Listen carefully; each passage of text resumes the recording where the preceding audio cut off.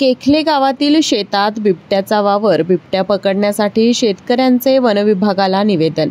पन्हाळा तालुक्यातील केखले येथे मागील काही दिवसापासून बिबट्याचा वावर असल्याचं दिसून येते. शेतामध्ये बिबट्याच्या पायाचे ठसे आढळून आल्यानं तसेच गावातील रामराव पाटील यांच्या शेतातील कुत्र्याचा बिबट्याने फडशा पाडल्यानं शेतकरी शेतात जाण्यास घाबरत आहेत.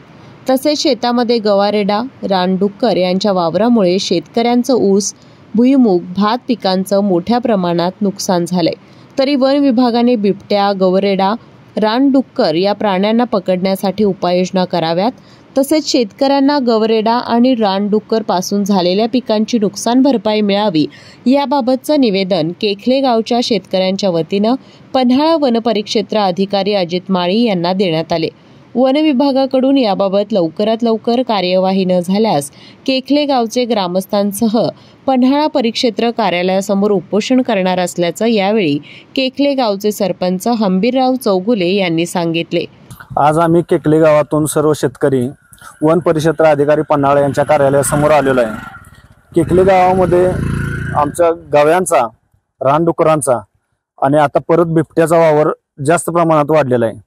गेली 2 वर्ष झालं वन अधिकाऱ्यांना आम्ही बोलवून वारंवार सूचना देऊन सुद्धा त्याच्यावर काय ठोस उपाययोजना झालेली नाही. परत आता गावाच्या अगदी जवळ 100-200 फुटावर घरांच्या जवळ बिबट्याचा परत वावर झालेला आहे. परवा त्याने एक कुत्रं फाडलंय. आता शेतकऱ्यांच्या भीतीचं वातावरण निर्माण झालंय. रानात जायचं का नाही, शेती करायची की नाही, आणि वन विभागाकडून त्याच्यावर कुठल्याही उपाययोजना अशी आतापर्यंत वारंवार निवेदन देऊन, तोंडी सूचना देऊन सुद्धा करण्यात आलेलं नाही. त्याच्यासाठी आम्ही आज सर्व केखलेतील शेतकरी त्यांना निवेदन देण्यासाठी आलेलो आहे. ठोस निर्णय जर नाही झाला तर त्याच्यावरती आम्ही एका महिन्याभरात ऑफिसला घेरावा, अन्यथा उपोषण इथं करणार आहे सगळीजण. त्यासाठी निवेदन द्यासाठी आम्ही आज इथं वन अधिकाऱ्यांना आलेलो आहे. आम्ही डोंगराच्या जवळ आहे. डुकरं, वांढरं, गविरेड, परत वाघ ह्याचा वावर आहे आणि आम्ही दोघी महिला शेतकरी रोज डुकरं बघतोय. ते वन विभाग काही सुद्धा ऍक्शन घेत नाहीत. हा फॉर्म भरा, तो फॉर्म भरा. आम्ही कुठला फॉर्म भरणार?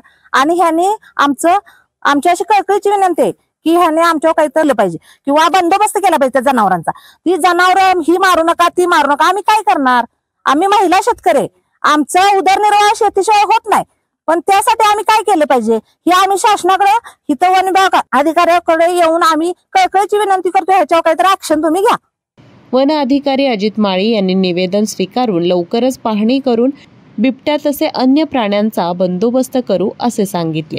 यावेळी केखले गावचे संदीप पाटील, सुहास पाटील, दिलीप पाटील, सीमा नरके, शोभा रावडेकर, उत्तम पाटील, वाशिम मुजावर, सूरज निकम, राहुल गिखे, सुवर्णा पाटील, सुशांत पाटील, अजित गुरव आणि ग्रामस्थ उपस्थित होते. KK न्यूजसाठी पन्हाळाहून सनी काळे.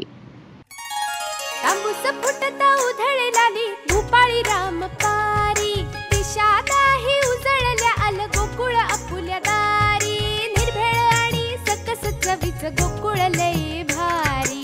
चव आहे कोल्हापुरी, गोकुळ लय भारी. गोकुळची दर्जेदार दुग्ध उत्पादने. गोकुळ, अस्सल चव कोल्हापूरची.